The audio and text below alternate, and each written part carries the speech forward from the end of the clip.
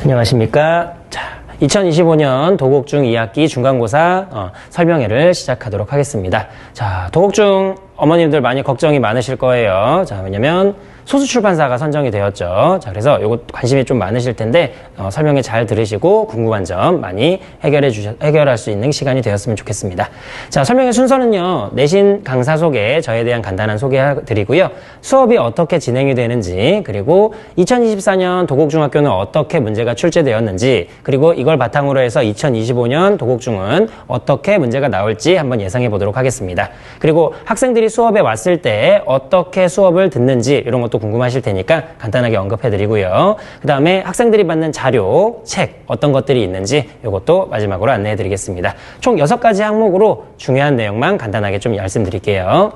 자, 먼저 첫 번째로 저는 허성민이고요. 저는 한양대학교 국어교육과를 전공했습니다. 그 다음에 2012년부터 강사 생활을 했고요. 자, 그러니까 횟수로는 많이 됐죠. 지금 10년이 넘었으니까. 자, 그 다음에 2015년까지는 윤진성 국어논술학원, 지금은 진희국어논술학원이죠. 거기서 초등학교 6학년부터 고등학교 1학년 학생들까지 수업을 진행했고요. 2015년부터 지금까지는 김명중 국어논술학원에서 중학교 1학년 전임 강사를 맡고 있고요. 중2, 중3, 고1, 고2까지 다양하게 학생들, 다양한 연령들 많이 가르쳐 봤기 때문에 어머님들이 특히 고민하고 걱정하시는 이 선생님 과연 실력이 괜찮을까, 능력이 있을까, 베테랑일까, 커리어는 괜찮은가 라고 하는 것들은 크게 걱정 안 하셔도 될 것 같습니다. 자, 믿고 맡겨주시면 수업 열심히 잘하고 아이들 잘 관리해서 좋은 점수 거둘 수 있도록 노력할게요. 두 번째, 자, 아이들이 이제 일정 학원에 등록을 했을 때 어떻게 내신을 준비하는지에 대한 얘기를 간단하게 해드리면, 도곡중학교 내신 수업은 4+1로 이루어져 있는데요. 자, 내신 수업 4번에 걸쳐서 진행이 되고요. 8월 30일 토요일 6시에 첫 번째 수업이 있습니다. 그리고 9월 6일 토요일, 9월 13일 토요일, 9월 20일 이렇게 해서 4번의 내신 수업을 진행하고요. 시험 전날 최종적으로 직전 보강 수업이 있으니까요. 총 5회를 한다라고 보시면 될 것 같아요. 자, 무난한 구성이라고 보시면 될 것 같고요.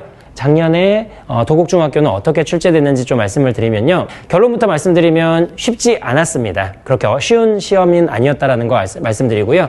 학교 선생님이 추가로 주시는 프린트나 필기에서 중요하게 출제가 되는 경우 있어요. 외부 지문도 학교 선생님 필기에서 나온 경우 있고요. 그 다음에 학교 선생님이 필기해 주신 내용 중에 주관식 서술형에 답이 되는 것도 있었습니다. 그만큼 학교 선생님 필기가 중요하고 학교 수업을 꼼꼼하게 잘 따라가는 학생이 고득점을 할 수 있다는 거 기억하시면 될 것 같아요. 자, 그 다음 객관식 문제만 출제되는 경향이 아니라 주관식, 단답형, 서술형 문제 모두 출제가 되기 때문에 서술형 문제의 정답을 쓰는 연습도 따로 좀 해놔야 됩니다. 자, 이거는 자소 꼼꼼하게 암기하고 성실한 학생이 좀 더 무난하게 적응할 수 있겠죠. 자, 그 다음 시험지 전체적으로 문제의 길이가 길어요. 그래서 실제로 작년에 어떤 친구는 문제 읽다가 시간이 너무 빠듯했어요. 절대로 시간이 널널한 시험지는 아닙니다. 그래서 좀 긴장을 하면서 독해를 해나가야 된다. 지문은 당연히 다 암기해가지고 시간을 줄일 수 있어야겠죠.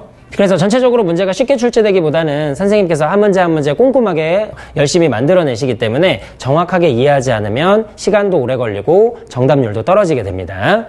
자, 변별력을 갖춘 문제로 외부 지문 분석해서 나오는 문제도 등장했기 때문에 학생들이 어려워하는 시험이었다. 이렇게 보시면 될 것 같아요. 그래서 학교 선생님 필기 중요하고요. 그 다음에 학교 수업 열심히 들어야 되고, 그 다음에 열심히 공부하고 이해해서 외부 지문에 대한 적응력도 키워야 되는 골고루 조금 어렵게 나왔다라고 보시면 될 것 같습니다.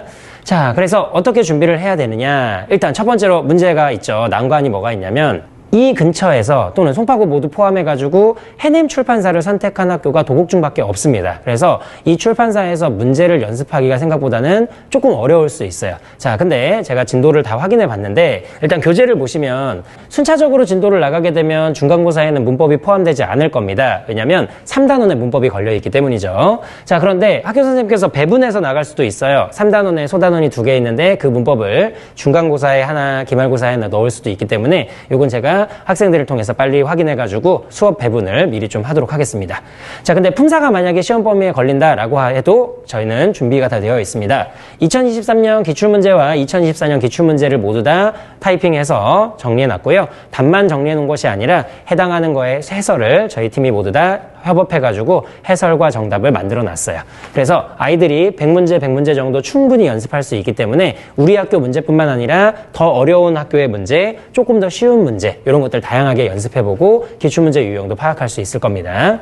자, 그 다음 해냄 출판사에는 하늘은 말 것만이라는 소설이 들어가 있는데요. 작년 개정되기 전에 도곡중학교에서도 이 작품이 실려 있었습니다. 하늘은 말 것만은 워낙 유명한 작품이기 때문에 충분히 기출문제로 연습을 할 수가 있고요. 시나리오 I Can Speak라는 작품이 있는데요. 요거는 영화로도 이미 유명했죠. 자, 근데 이 내용이 그렇게 어렵진 않습니다. 그리고 분량도 조금 짧은 편이고요. 그래서 이해하는데 어려움이 없기 때문에 이렇게 단원들 정리가 되면 아마 기출문제 많이 있는 다른 출판사들 문제를 많이 연습할 수 있는 출판사들과 비교했을 때에도 부족함 없이 공부할 수 있을 거예요. 자, 그 다음 해냄 출판사를 선택한 도곡중학교는 다른 학교와 공유하는 작품이 적은 편입니다. 비문학 지문 이런 것들은 완전히 다르기 때문에 그래서 공통된 작품 중심으로 대비를 하면 될 것 같아요. 그래서 자료가 충분히 많다라는 거 어필할 수 있고요. 그 다음에 잘 준비할 수 있다라고 보시면 되겠습니다. 자, 그 다음에 아이들은요 수업을 어떻게 받게 되냐면요.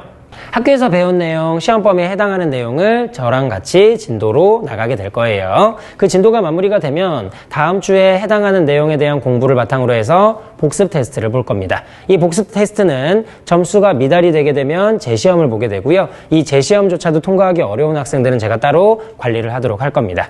자, 그리고 매주 복습 과제가 있어요. 아까 말씀드렸지만 과제집에 매주 풀어야 할 과제는 한 100문제 정도라고 생각하시면 될 것 같아요. 100문제 정도를 잘 풀어오면 아마 무난하게 복습 테스트 모두 합격할 수 있을 겁니다. 자, 그리고 시험 범위는 아마 거의 대부분 3주 정도에 끝나게 될 거예요. 그럼 마지막 4주차엔 무엇을 하느냐? 지금까지 배웠던 내용들을 총복습하고 설명이 더욱더 필요하거나 복습이 필요한 단어는 개념으로 다시 한번 정리하는 걸로 중요도에 따라서 조금 배분해가지고 복습을 하도록 하겠습니다. 그리고 시험 전날에 직전 보강 수업이 있습니다. 시험 전날 와가지고 이 문제 무조건 나올 거야. 이런 유형의 문제는 반드시 나오니까 기억하고 이 문제 나왔을 때 이렇게 풀어야지 라고 하는 방법과 출제 예상 문제 이런 것들을 정리하게 될 겁니다.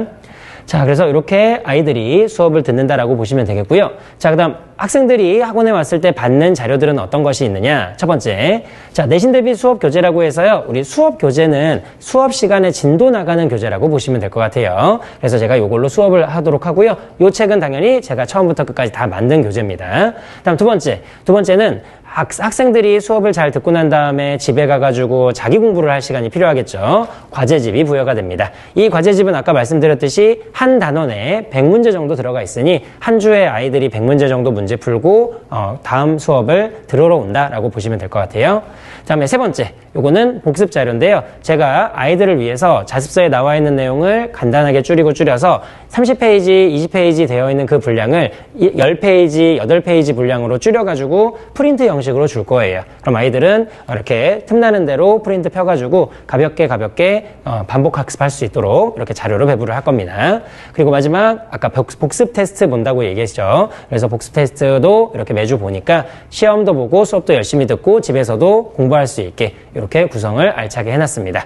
자, 아무래도 지금 도곡중학교 어머님들께서 많이 고민을 하실 거예요. 워낙 출판사가 소수기 때문에 요거에 대한 대비가 잘 될까라고 할 수 있지만 앞에서 말씀드렸던 것처럼 충분히 대비가 되어 있고 준비가 되어 있기 때문에 믿고 맡기셔도 충분히 좋은 성적 거둘 수 있도록 할 수 있을 것 같습니다. 자, 이렇게 해서 도곡중학교 내신 설명회를 마무리하도록 하겠습니다. 감사합니다.